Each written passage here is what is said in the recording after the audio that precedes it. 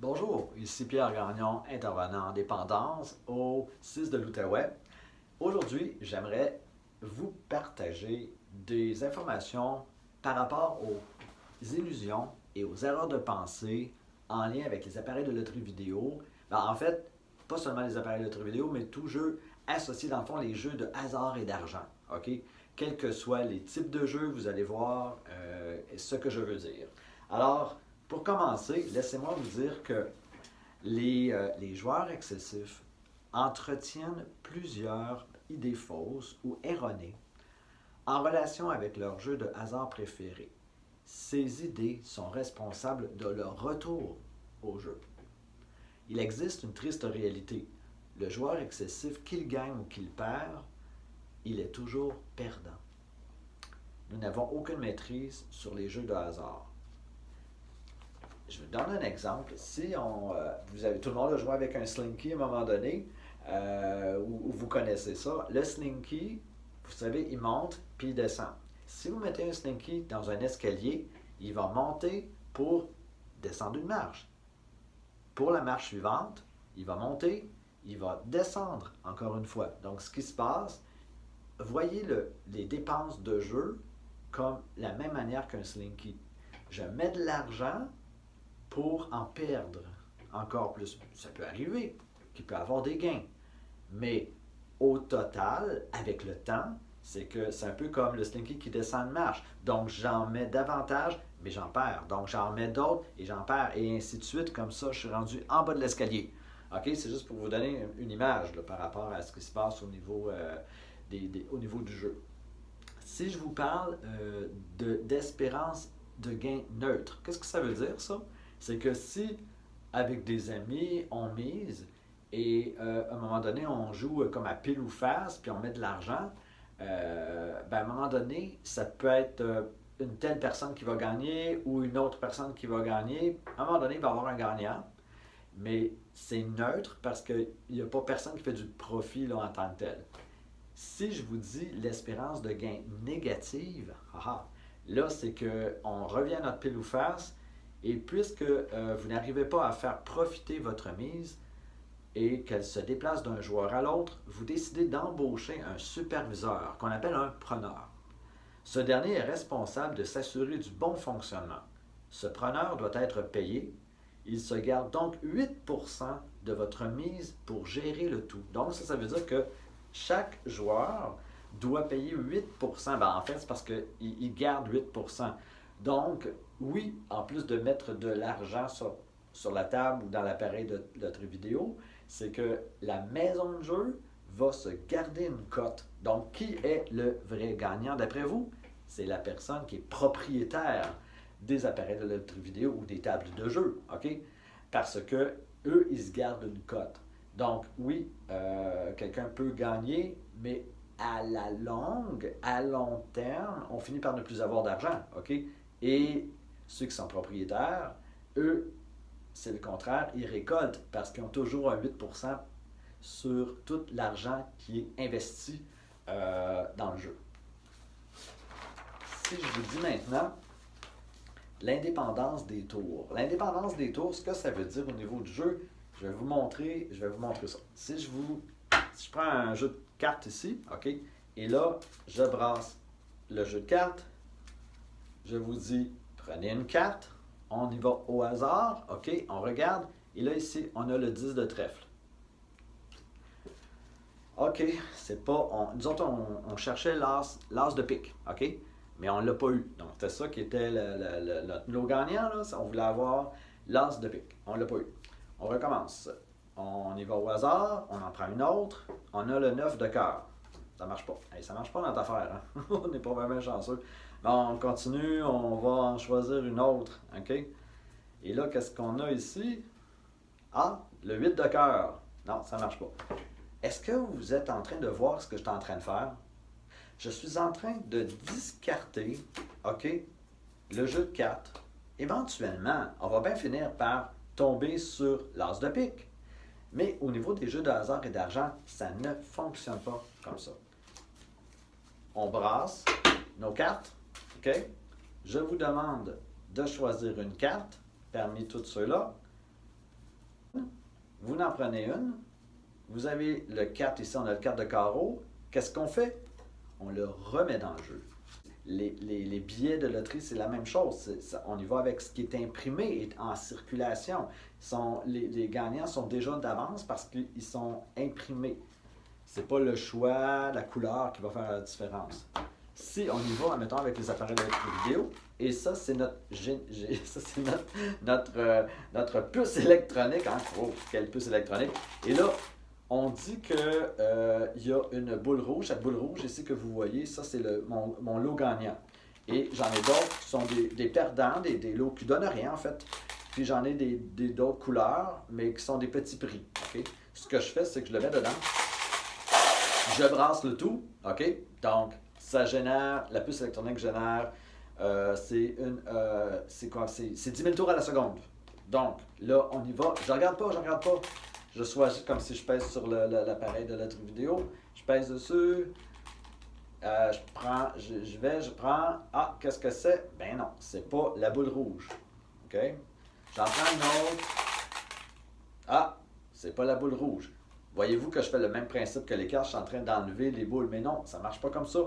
Je dois remettre. Donc, à chaque fois que je pige, s'il y en a 1000 là-dedans, donc j'ai toujours une seule chance sur 1000 de gagner la boule rouge. OK? Donc, c'est juste pour vous montrer là, un petit peu qu'est-ce qui se passe. Donc, si on continue, je vais vous dire que il y a les erreurs de pensée. Les erreurs de pensée, ça c'est l'ennemi numéro 1, OK, en termes de maîtrise de soi concernant le jeu et les erreurs. C'est le concept de base des pièges. C'est quoi les motivations qui sont associées au jeu? Par exemple, les moments privilégiés de solitude, c'est une façon de vivre ses frustrations. C'est de fuir ses problèmes ou ses émotions. C'est payer ses dettes à court terme, s'offrir du luxe, avoir du plaisir, ressentir un high. Par contre, les répercussions ne peuvent résister à la tentation de jouer, manque de contrôle, détresse, sentiment de désespoir et d'impuissance, ambivalence face à l'arrêt du jeu. Donc, les situations qui augmentent le goût de jouer, OK, on dit ici que, par exemple, toucher sa paye, passer devant un établissement de jeu, avoir récemment perdu au jeu ou gagné un montant, ressentir de l'ennui, accès facile à l'argent. Bien sûr, si j'ai de l'argent qui est dans mon compte de banque, j'ai ma carte, je peux aller chercher de l'argent. L'ennemi numéro 1 de quelqu'un qui a un problème de jeu, c'est d'avoir l'accès à l'argent facilement, mettons, si j'ai tout ça dans ma poche. Prenons l'exemple de quelqu'un qui a un problème de cocaïne et qui se promènerait avec un sac de poudre dans ses poches. Le cerveau le sait qu'il a un sac de poudre dans ses poches, donc la tentation est vraiment forte. Pour le joueur, le sac de poudre, ça se trouve à être l'argent. Qu'il soit en papier ou en carte de crédit, c'est l'accès. Donc, c'est sûr que si j'ai un montant, admettons, de retrait de 500 $ ou de 1000 $ par jour, est-ce que je suis obligé d'avoir ça? Surtout si j'ai un problème de contrôle au niveau du jeu, c'est peut-être pas une bonne idée. Donc, ce qu'on peut faire, c'est qu'on peut descendre le montant de notre limite de notre carte de banque, OK, ou de crédit, si c'est le cas. Parce que justement, ça aide beaucoup. Et ça, le cerveau, il le sait. Donc, les tentations peuvent diminuer, OK, si j'ai moins accès à l'argent. C'est quoi la solution? Ben, il faut développer sa capacité à surveiller et modifier son discours intérieur afin de résister à la pulsion de jouer. Puis quand on parle de discours intérieur, puis d'erreur de pensée, je vais vous montrer, j'ai aussi ici avec moi une pile d'erreurs de pensée. OK? Pour vous donner quelques exemples, on ne passera pas à travers toute la pile, on va en prendre un. J'ai le contrôle, c'est pas si pire que ça. Ça, c'est une erreur de pensée. Je pense à faire de l'argent. Voilà, une autre erreur de pensée. Je suis dû pour gagner. Peut-être que c'est des choses que vous avez déjà entendues. Frotter la machine porte chance. N'est-ce pas? est convaincu, hein? Aussi bien joué, de toute façon, je m'en sortirai jamais. Peut-être dangereux hein, d'avoir une idée comme ça. Je vais aller jouer, au moins ça va me soulager au plan émotif.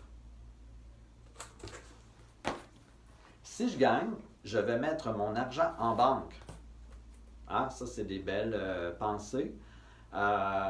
C'est une pensée. C'est comme une pensée. Une pensée, c'est ni bon ni mauvais, mais ça dépend de ce qu'on fait avec la pensée et vers quoi ça va nous emmener. On donne une claque à la machine quand les 4-7 arrivent. Hein? Pourquoi pas? Alors, t'as un autre. Une femme vient de mettre 700 $ dedans. J'attends, car c'est moi qui va l'avoir. Je prends mon dernier 50 et je gagne. Pourquoi pas? Si elle n'a pas payé avant minuit, elle va payer après minuit. Alors, j'arrête là. C'était juste quelques exemples de pensées erronées. Puis c'est pas tant le fait que les gens, c'est pas des, comment je pourrais vous dire ça? C'est les appareils de notre vidéo, c'est le jeu, c'est les jeux en général, ok, qui vont transformer les pensées des gens. Donc, c'est pour ça qu'ici, on dit qu'il faut développer sa capacité à surveiller et à modifier son discours intérieur. Sinon, ça ne marchera pas. Je vais juste terminer en vous donnant un exemple, justement, des modèles par rapport au jeu. OK? Qu'est-ce qui se passe là, par rapport aux erreurs de pensée? Si l'individu joue ou gagne, il pense qu'il peut reproduire ce gain ou il en veut encore plus. Il continuera à jouer et il perdra tout. S'il joue, qu'il gagne et qu'il arrive à repartir avec ses gains, alors il se dit que c'est une bonne façon de faire de l'argent rapidement. Il retournera et au bout du compte, il perdra tout. S'il joue, qu'il gagne et qu'il rejoue ses gains, il se dit que la prochaine fois, il arrivera à arrêter à temps. Il y retournera et au bout du compte, il perdra tout. S'il joue et qu'il perd, alors il veut récupérer l'argent perdu. Il ne pense qu'à ses bons coups, il continuera à jouer et il perdra tout. S'il joue et qu'il perd, il se dit que la prochaine fois sera la bonne. Il y retournera et au bout du compte, il perdra tout. Avez-vous remarqué que ce qui se passe, c'est que finalement, avec le temps, c'est que la personne qui joue finit par perdre. Donc, autrement dit, ce n'est pas des jeux qui sont fabriqués pour gagner. Fait que d'une manière ou d'une autre, je vais finir par perdre. Oui, je peux gagner, mais je vais le remettre dedans, donc je vais perdre. Mais est-ce que je perds seulement de l'argent? Posez-vous cette question-là. Est-ce que je perds aussi mon estime de soi? Est-ce que je perds ma santé physique? Est-ce que je perds les amis, mon emploi? Est-ce que je perds... Donc, oui, je veux gagner de l'argent, mais c'est quoi que je perds aussi? Qu'est-ce qui est le plus important pour moi? Donc, vous pouvez aussi poser cette question-là, puis de voir, est-ce que c'est aidant ou pas? Les comportements que je fais par rapport au jeu, est-ce que ça m'aide vraiment dans ma vie? Est-ce que ça aide vraiment à régler les choses que je voudrais régler? Alors, c'était une capsule, et bien sûr, quand j'anime le groupe en jeu, on y va plus en profondeur, mais là, j'ai fait comme un petit survol rapide, OK, pour vous parler des pensées erronées et des illusions de contrôle au niveau du jeu de hasard et d'argent. Alors, je vous dis à la prochaine, bonne poursuite, portez-vous bien et à bientôt. Au revoir.